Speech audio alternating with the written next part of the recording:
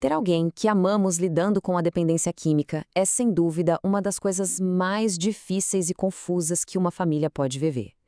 É um caminho cheio de incerteza, de medo e, muitas vezes, de um sentimento de que não se sabe o que fazer. E aí fica a grande questão, né? Como é que se ajuda, como se oferece apoio, sem se anular no meio do caminho, sabe? Sem perder a própria saúde, tanto mental quanto emocional. É uma linha muito, muito tênue, mas que é absolutamente essencial para a recuperação de todo mundo que está envolvido. Então, a gente vai explorar isso passo a passo. Vamos começar entendendo o impacto que isso tem na família. Depois, a gente mergulha na diferença, que é crucial entre apoiar e facilitar. A gente vai ver também como lidar com momentos de crise. E, por fim, o mais importante, como reconstruir a própria identidade e fortalecer a resiliência da família. É como um mapa, sabe? Um guia para navegar nesse território tão complexo. Vamos lá, nosso primeiro ponto. É fundamental a gente entender que o vício nunca é um problema de uma pessoa só. Ele cria um efeito dominó que se espalha por toda a estrutura da família. E olha, isso aqui valida uma coisa que muitas famílias sentem na própria pele. Aquela angústia, a ansiedade, o estresse constante, nada disso é imaginação. É uma consequência real, direta, de viver nessa dinâmica. A saúde de quem está perto também fica abalada. E para a gente entender esse adoecimento, tem um conceito que é chave, a codependência. E veja bem, isso não tem nada a ver com fraqueza. É um padrão de comportamento que se aprende. A vida da pessoa começa a girar em torno do dependente, e a própria identidade dela vai se apagando, se misturando com os altos e baixos do outro. Ok, se o problema já está entendido, a pergunta muda: o que fazer?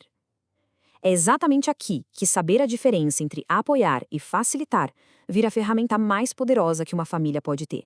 E essa diferença é gritante. Apoiar é construir pontes, sabe? É ajudar a pessoa a chegar na recuperação. É tirar os obstáculos do caminho dela. Já o facilitar...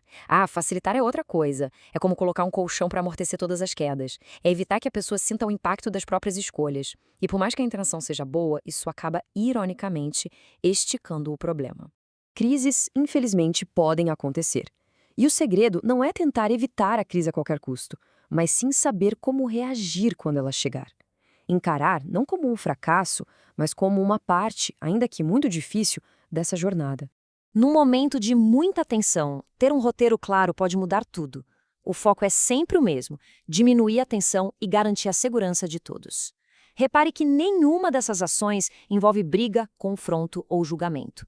É sobre gerenciar a crise com calma e com um método. E aqui, o recado é direto e crucial. A segurança das outras pessoas na casa é a prioridade número 1, absoluta. Em situações de risco, a responsabilidade de conter a pessoa não é da família. É hora de chamar os serviços de emergência, que são treinados para isso. E essa frase é muito poderosa, porque ela mostra um paradoxo. Muitas vezes, o ponto mais baixo de todos é, na verdade, o começo da virada. Uma crise, por mais doída que seja, pode ser aquele choque de realidade que finalmente quebra a negação e abre espaço para um pedido de ajuda de verdade. É a esperança que pode nascer do meio do caos. Agora vamos virar um pouco a câmera. A gente falou bastante sobre o dependente. Mas e o familiar? A recuperação de quem está do lado é tão importante quanto, e ela começa com um processo de se redescobrir. Depois de tanto tempo vivendo a vida em função do outro, é muito comum surgir aquela pergunta: mas quem sou eu fora de tudo isso? Reconstruir a identidade é sobre isso. É resgatar os próprios sonhos, as próprias necessidades, os próprios valores. É entender que a felicidade de uma pessoa não pode ser refém do comportamento da outra. E aqui estão alguns passos bem práticos e, olha, muito poderosos. Cada um deles é um ato de se colocar em primeiro lugar de novo.